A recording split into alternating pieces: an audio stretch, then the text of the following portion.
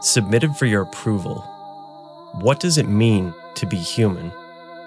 Are we merely static, mortal creatures limited by the physical laws of the universe? Or are we beings of unknown potential, who through the focus of will, or some ancient esoteric art, long forgotten to most of the world, have the potential to change our very essence, to become something more, or less than human, or perhaps something else entirely, transcending the very boundaries of our world? The stories you are about to hear will test the very limits of what we think we know about the human condition and even reality itself. Welcome to The Hidden Passage, your gateway to the unknown, a podcast where we explore all things supernatural.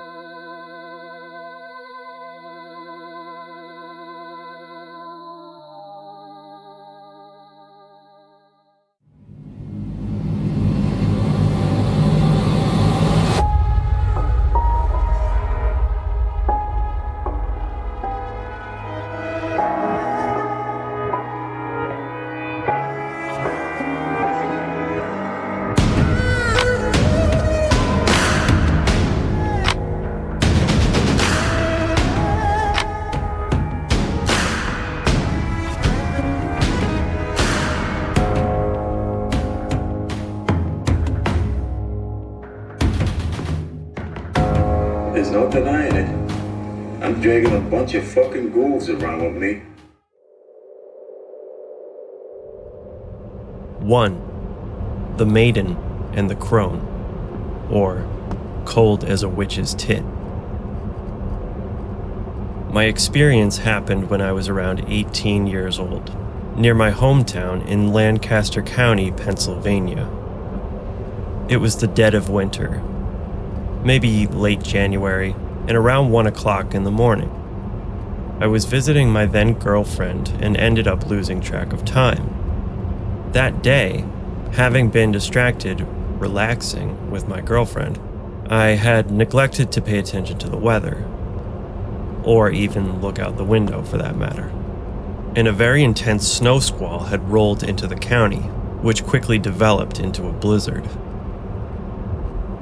After realizing this, as well as the late hour, for some reason I concluded that the smartest move would be to leave and make the drive, which was normally 30 minutes in clear conditions, back to my house.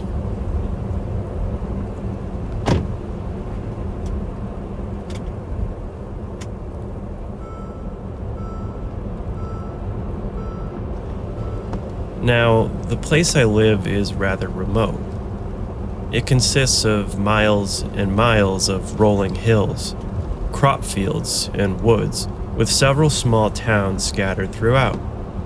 For those unfamiliar with Lancaster, it's known as the Amish capital of the world. Around 10 minutes into the drive, I began having a very difficult time seeing through the endless onslaught of thick, fluffy snow, and to boot, I had left my glasses in my girlfriend's apartment. Now, my vision is mostly fine, but at night I prefer to use them due to my astigmatism. At any rate, I was driving slow, around 15 miles per hour, because the roads had not yet been plowed and were pretty slick. Eventually I made it to a familiar portion of the route. It was about 3 miles from my old high school. Creeping down this backcountry road, I spotted some sort of colorful object about 20 yards in front of me and on my side of the road, illuminated by the low beams of my car. Curious as to what I was seeing, I turned toward it to get a better look. As I got closer, I could make out that what I was seeing was a hunched-over old woman. She was wrapped in some kind of colorful blankets and wore what appeared to be a long skirt. My first thought was that this was my chance to be a good Samaritan and save somebody's life. It was all of 5 degrees outside, and this woman was very far out into the nothingness of the land, the complete middle of nowhere, with no homes or shelter of any kind in sight. I pulled up next to her and rolled down my window. At this point, my headlights had passed her, and I could just make out her silhouette in the darkness, about 6 feet from the window. I thought to myself, clearly there was something wrong mentally with this woman, maybe Alzheimer's or dementia or some other neurological disease, because nobody in their right mind would be out here at this hour, especially in this weather.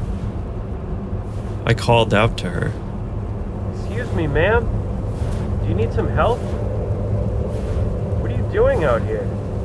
You're gonna freeze." She didn't respond and kept on slowly creeping forward through the snow. I took out my phone and flashlight to get a better view of her. One of the blankets she was wearing was over her head, like some sort of shroud or shawl, so I couldn't see her face. I also noticed that she was barefoot. I was beginning to shiver just from the cold wind blowing in through the window, and the snow was coming down hard.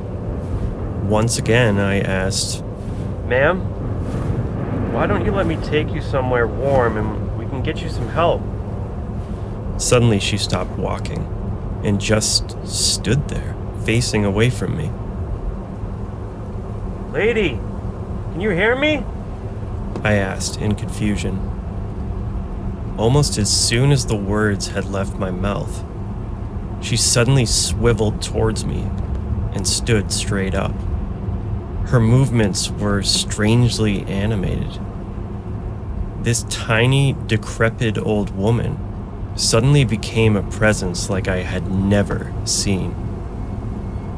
As she straightened up her back, it seemed like she was adding several feet onto her own height before my eyes. Now she was much taller than she had initially appeared. Taller than me, maybe 6'4". That's when I saw her face.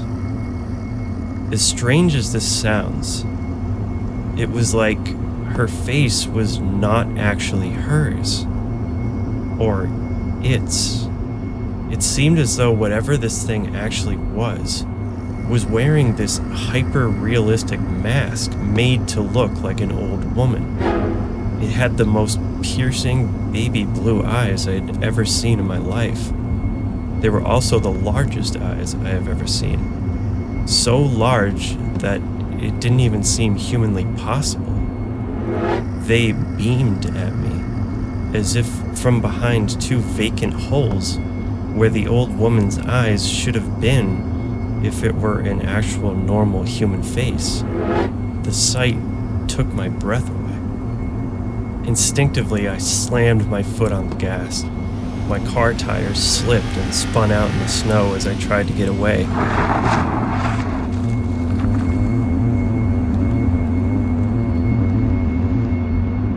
Long story short, I did make it home and called my girlfriend immediately, telling her to lock her doors. Later on, I told my parents, and they said it was probably some sick criminal trying to rob some sorry sucker like me. That's what I try to tell myself too. But I know whatever I saw was not natural.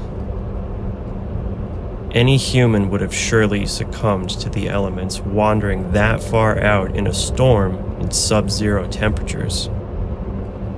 I'm a believer in the paranormal and ghosts, but this was a physical being. I can't explain it any better than that. I hope I never encounter anything like this again. I've served in the military and now I'm in the Coast Guard.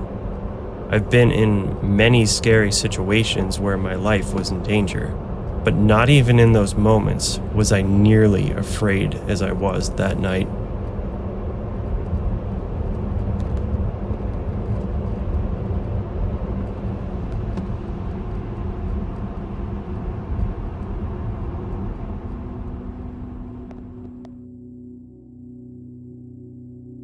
Lately, I've been coming across this idea of certain spiritual or magical adepts who, as a part of their initiation to a higher form, undergo certain physical changes in the body. In Carlos Castaneda's books, he described how the Yaqui Indian sorcerers he came into contact with often had the most brilliant blue eyes he had ever seen. And one of them tells him that when a person begins to master their techniques, that their eyes take on a certain sheen that is markedly different from the average person. It's also claimed that they live longer and can choose to appear as decrepit and old or young and full of vitality. They can even appear as a grotesque monster or stunningly beautiful. Allegedly, they had remarkable stamina and endurance and could perform all kinds of superhuman physical feats. Castaneda's mentor, Don Juan, tells him that some of the old practitioners were even able to become immortal. They were known as the Death Defiers. Mexico is not the only place we find legends like this. In the alchemical traditions of medieval Europe, it was said that certain secret orders held the formula for the Philosopher's Stone and the Universal Medicine, which was the equivalent to the stone, but it was used for humans. So while the stone transmuted the base metal into a precious metal, the medicine transmuted the soul into spiritual gold. This, along with rigorous spiritual practices, was also said to confer immortality. In all these stories, they often end up permanently moving to somewhere in the spirit world and essentially leaving the material plane. So, in this story, are we dealing with some kind of witch or shaman? Many of the elements of the being described here more or less correspond to the qualities that I've laid out. I also found that Pennsylvania has a rich body of witchcraft folklore that came with the Dutch and German immigrants to the state. Some of you might also recall the historical evidence I came across for the pre-Christian belief in the superhuman witch in the Vampires Part 2 episode. Strangely enough, it's not the first time I've run across encounters with what appears to be the stereotypical cackling witch. There was a time when I would have chalked them up to some kind of illusion or maybe a projection conjured up by some other entity, or perhaps a screened memory. Now I'm not so sure.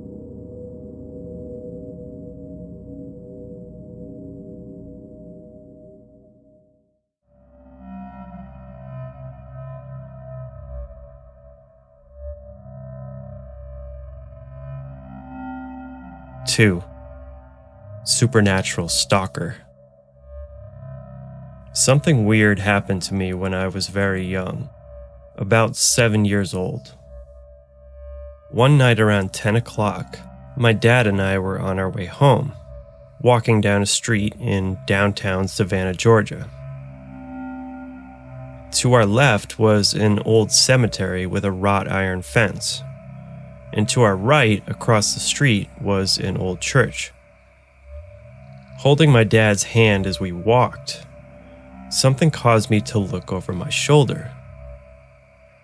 As I did, I noticed that there was a man, maybe 60 or 70 feet behind us. He was walking on the sidewalk on the opposite side of the street, going in the same direction as us. He was the only person in sight on this long, empty stretch of road. As he passed under the streetlight, I could see that he had very pale skin, long dark hair, and was wearing a long black coat and boots. Even as a child, I could tell that there was something strange about the way he moved, His motions were smooth and effortless in a way that seemed unnatural even to my 7-year-old mind. It's hard for me to explain it exactly. Suddenly, my dad started squeezing my hand and walking faster, pulling me along to the point where he was practically dragging me. I looked up at him to see what was the matter and saw that he too was looking back at the strange man. I asked him what was wrong, and he replied something along the lines of, "I have a bad feeling. There's something wrong with that guy." I tried to press him to explain more, but he kept silent. All I could hear was the sound of feet lightly shuffling on the concrete. After a few moments, I realized I hadn't remembered to look back to see if the man was still there. When I turned my head, this guy, who had been a ways back, was now directly behind us, no more than 5 feet away. As I looked at him, he smiled at me with a really scary smirk. In a state of total shock and fear, I tugged my dad's hand to get his attention. He stopped, turned around, and pulled me behind him, staring down the strange man. He stopped in his tracks and looked at my dad. At first, he appeared slightly confused, but then smiled even wider. They locked eyes for what felt like a long time, while I just stood there, cowering behind my dad's leg.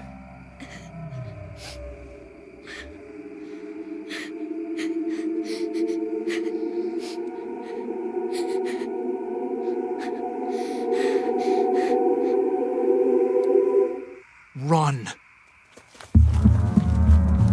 The next thing I knew, we had made a break for it, and were running towards an area where we knew there would be people. As we turned the corner, I looked back one more time, no more than a few seconds after I had just checked, and this guy was freaking gone.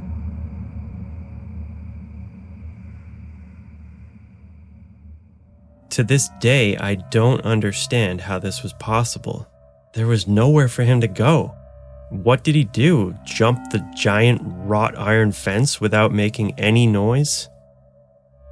The reason this scares me to this day is because of the things that my dad said afterwards.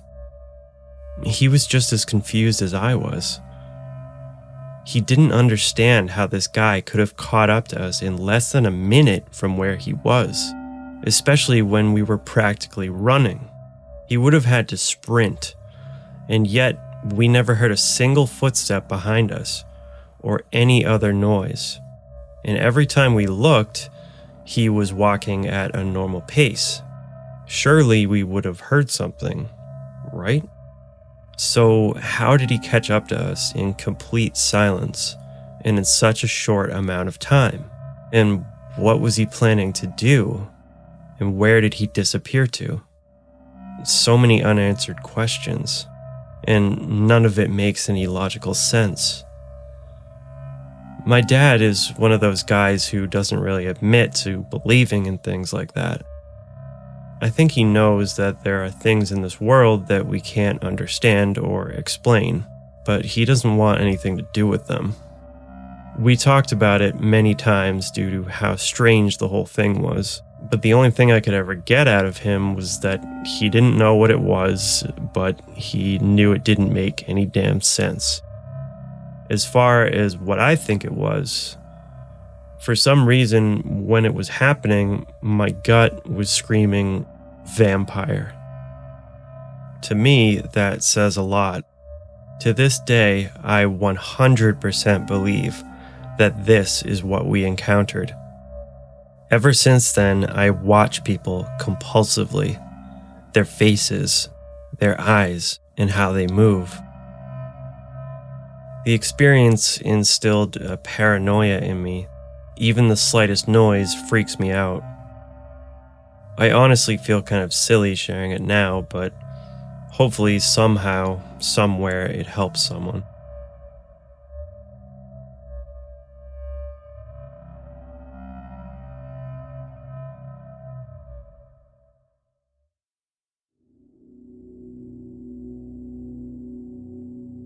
So, on the surface, we could chalk this encounter up to being a run-in with just a regular man. A creepy one to be sure, but nothing paranormal.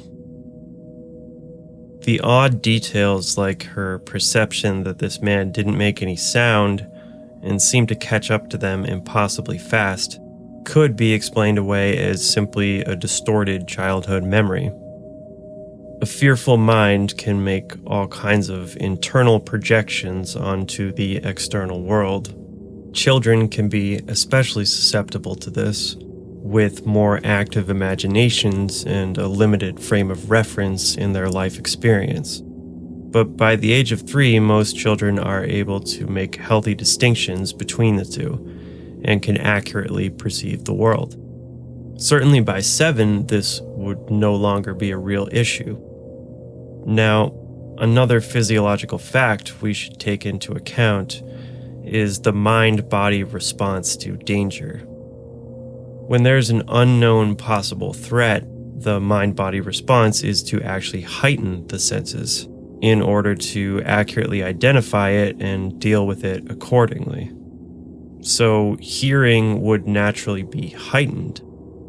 Another aspect of this response is that the perception of time is actually slowed down. So the fact that she remembers this man catching up to them so fast and in complete silence is even more strange when we take this into account. And like she said, the fact that her dad thought it was just as strange is only further corroboration. So, assuming this was indeed a paranormal event, can we make any sense of it? I would have to agree with the witness that the fact that she had this intuitive flash that said vampire is significant, especially since there was no obvious sign that that's what this man was. We have to ascribe some kind of physicality to him, since we have 2 people, one of whom was an adult, getting a sustained look at him. Most adults, unless they are particularly gifted or trained to do so, normally can't see into any kind of spiritual or non-physical reality. Even if you don't believe in the existence of that, then you still have to admit that 2 people can't share the same hallucination. So there was something there that you could call a human being, and yet he seemed to disappear as if he were some kind of ghost. Perhaps the theory on vampires we explored in the past episodes could be of some use here. The idea that vampires exist as an etheric body that is partly physical and partly non-physical, which stays with the corpse after death for a certain period of time, and indefinitely if it finds an energy source to sustain itself on. This situation would check that box, especially since the event took place next to a graveyard. The idea of the etheric body being able to materialize isn't unheard of outside of theosophical discourse. In my research on shamanism, I've come across the belief that the skilled shaman can actually solidify his etheric double to the point where he can actually be seen in and interact with the physical world.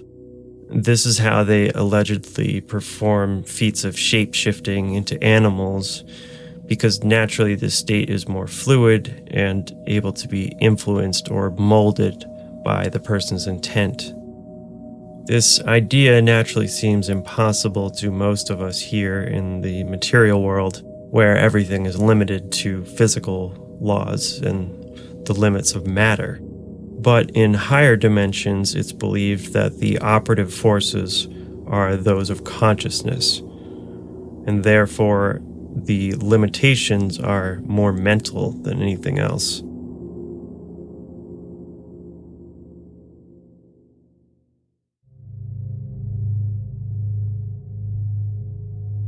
Psychic predator. Thoughts for food. My encounter took place at a BART station in Northern California. It was around 11 o'clock at night, and I was on my way home from school. This was a few years ago when I used to take the train regularly as part of my commute. At the time, I was a nervous wreck, stressed out due to the pressures of being a student. I remember being worried about catching the train because oftentimes the city will just cancel them without notice. I was relieved to see the platform was empty, save for a few homeless people sleeping and a small Asian woman sitting on a bench. Her appearance was striking.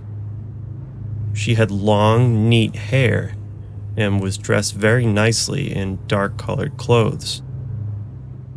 I sat a few seats away from her so that I wouldn't feel alone, though I was facing away from her. I went on my phone for a few seconds, and when I looked up, this woman was right next to me. Hi, sweetheart. Hi. I hadn't heard any movement, and she would have had to have moved quickly for her to have gotten to me in just a few seconds. Her features were just off. Her eyes were dark and much shinier than a normal person's. She was very skinny and had incredibly pale skin, but wore blush and lip gloss as if she was trying to hide it. Thinking back on it now, it was almost like she was trying hard to look alive, but was not. Something about her movements was just not normal. Major uncanny valley. Yet, in the moment, I didn't realize how fucking creepy this was. I'm generally pretty aware of my surroundings, as well as the dangerous reality of human trafficking. I always carry a mace and multi-tool on me. But for some reason, this woman had a completely disarming effect on me, despite all the red flags. I'm a straight woman, yet I felt some kind of strange attraction to her. She had a very commanding presence, and her gaze held my total attention. I felt an overwhelming desire to simply listen to her voice. We talked for a half hour or so, but strangely I have no recollection of anything she said. It was like I was missing that block of time.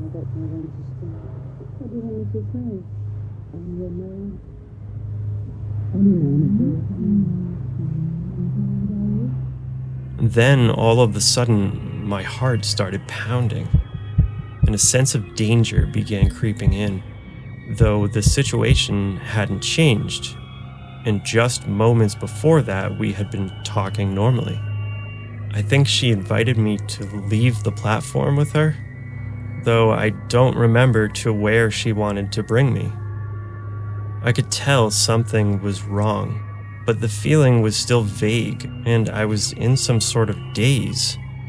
I realized then the train was 15 minutes late, and I was convinced that it wouldn't be coming.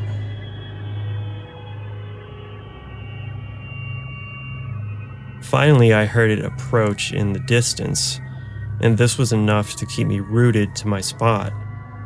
As the train pulled into the station, all my senses came rushing back, and I was able to fully process all the weird shit that had just transpired.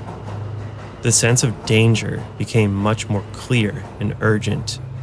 I walked past her without saying goodbye, and when I took my seat on the train, I noticed that she was still watching me.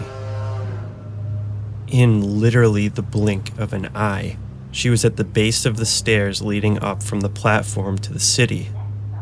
Then it was like she glided up them in an incredibly smooth, impossible way. I can't describe how chilling it was to witness that. I've never felt a more primal fear in my life, not before or ever since. I felt like prey to some deadly predator. After it happened, my first impression was that it was some kind of alien because of the missing time. I'm not sure how I feel about vampires, but recently they've been on my mind due to popular media, and it reminded me of this experience. The few people I've told about this chalk it up to me being tired, or that perhaps she was bait for some human traffickers. But I really do feel there was something more.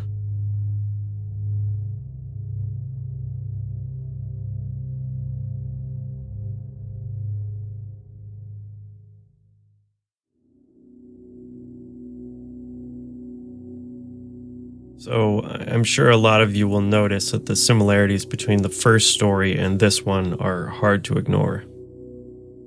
In both stories, we have the witness feeling a sense of danger, knowing that there was something wrong as if through some kind of sixth sense, even when there was no obvious sign of immediate danger.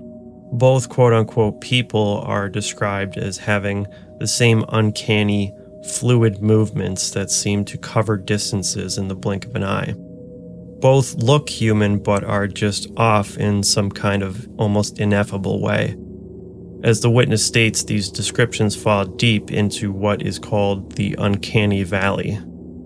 So this is the Wikipedia definition of it. Quote, "In aesthetics, the Uncanny Valley is a hypothesized relation between an object's degree of resemblance to a human being and the emotional response to the object. The concept suggests that humanoid objects that imperfectly resemble actual human beings provoke uncanny or strangely familiar feelings of uneasiness and revulsion in the observers.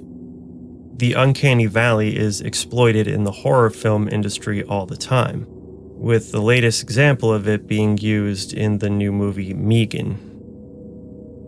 This might have something to do with the object putting the observer into a state of confusion in trying to ascertain whether or not it's a threat, or what the threat even is, which is at the root of a feeling that we call terror. Stephen King's description of terror is pretty on point. Quote, "Horror, the unnatural, spiders the size of bears, the dead waking up and walking around. It's when the lights go out and something with claws grabs you by the arm. And the last and worst one, terror, when you come home and notice that everything you own has been taken away and replaced by an exact substitute. It's when the lights go out and you feel something behind you. You hear it, you feel its breath against your ear. But when you turn around, there's nothing there." Here's another interesting point on terror made by the writer Anne Radcliffe. Terror and horror are so far opposite that the first expands the soul and awakens the faculties to a high degree of life.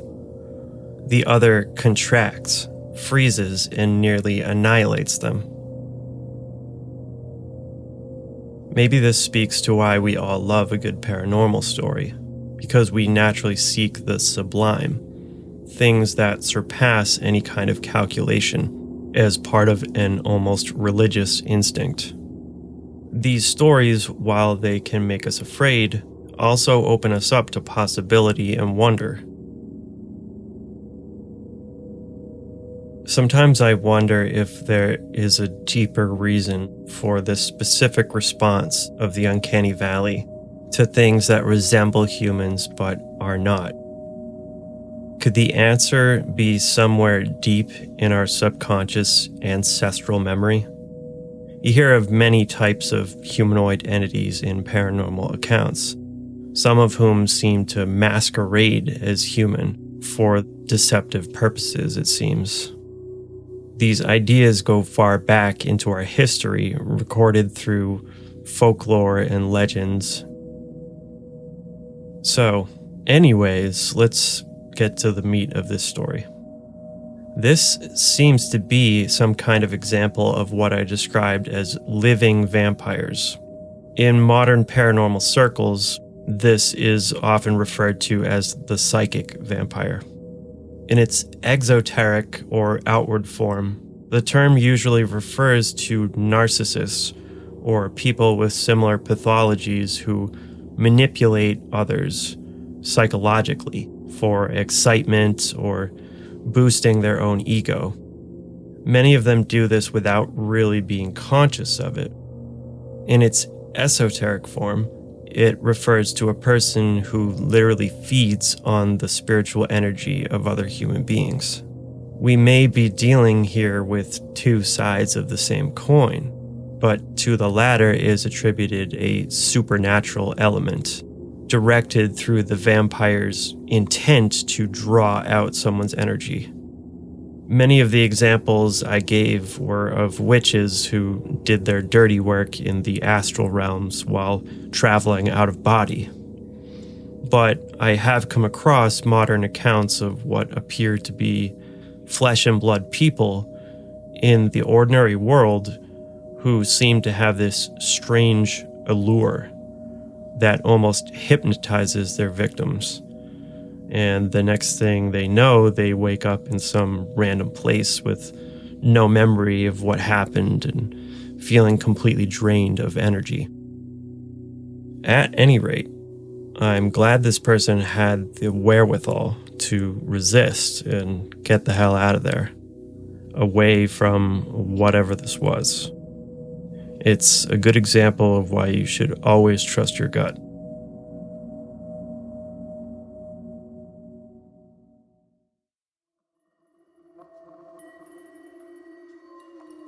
Four, Cantankerous Kobold. I have a very strange childhood memory that only later on did I begin to try to make sense of. I remember sitting in my parents' dining room when suddenly a little man walked past me. He had brown hair and a beard, although I don't remember what kind of clothes he wore. This man just kept walking around the room, right in front of me and my parents. And I was so confused as to why my parents didn't react to him at all, as if they couldn't see him. I just sat there watching him, and at one point he actually started crawling up and down the walls. He seemed like he was busy and really focused on something, like he was carrying out some specific task. But I had no idea what that was. All the while, he paid no attention to me at all. He didn't look at me once, though I was watching him the whole time. Then, out of nowhere, apparently he did notice me, or realized that I noticed him, and he made this really scary face at me. It was exaggerated in a way that seemed physically impossible for any human to make, in an expression of what I sensed to be irritation. He didn't feel mean or evil, but more like just a rough dude who didn't want to be bothered by some toddler. And then after he did that, he just continued on going about his business as if nothing had happened. I got this strange sense that I wasn't supposed to see this man, or whatever he was, and that he had made that face at me to try to get me to stop watching him.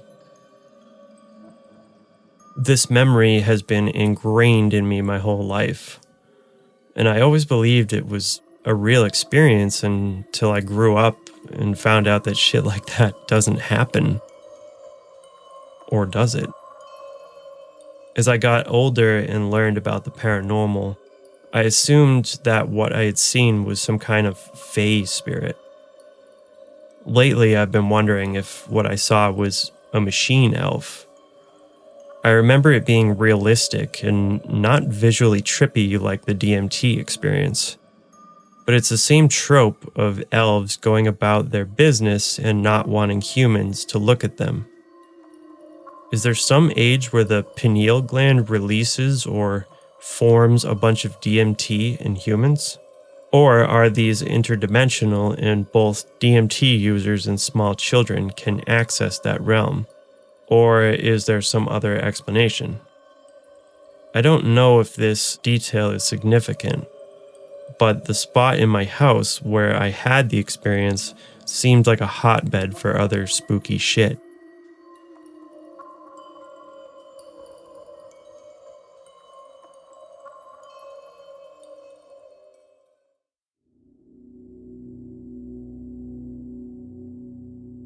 Man, those fairies, they always seem to be up to something. Always busy, always on the move. This seems to be a recurring theme in many of the sightings that I've read.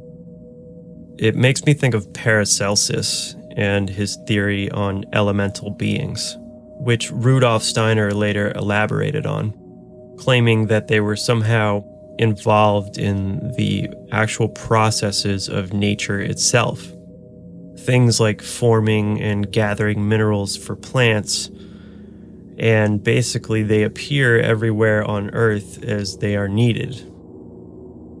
If this is the case, then I would think it would probably keep them pretty busy most of the time. So that might explain why people always kind of see them on the move or doing something. I'm not sure we need elementals to explain nature's processes anymore, but it is an interesting philosophy nonetheless. Steiner also claims that human beings who are unable or unwilling to move to the next phase of spiritual evolution end up becoming elementals. I guess I should provide a little context on that. The Theosophists see humanity as being on a course of spiritual evolution. That essentially, going back to the mystery traditions that I talked about before, man begins as a spiritual being and descends down into the material realm, takes on the material form that we know and have today, but that the process now, the course of evolution for us, is to ascend out of materiality.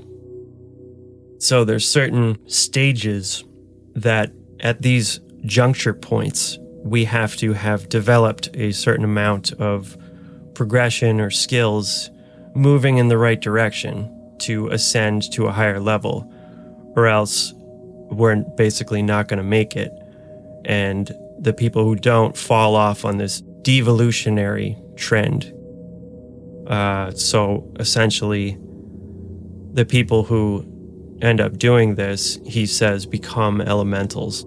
So they were once human. It's not something that we want to have happen to us, basically.